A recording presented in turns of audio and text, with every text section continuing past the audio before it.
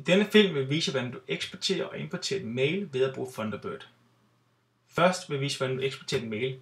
Det du gør ved at åbne Thunderbird, tryk funktioner og tryk kontoindstillinger. Herefter trykker du serverindstillinger.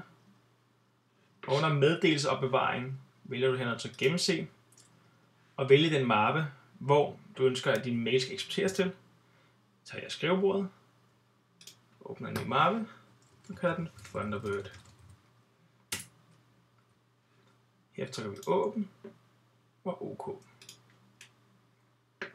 Herefter skal programmet genstartes, og alle dine mail vil blive eksporteret til den valgte mappe. For at importere mail, trykker du funktioner, importer,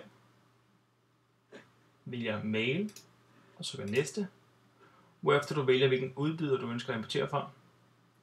Her vælger vi vores Apple Mail som vores mailudbyder, trykker næste, og herved skulle den starte importeringen.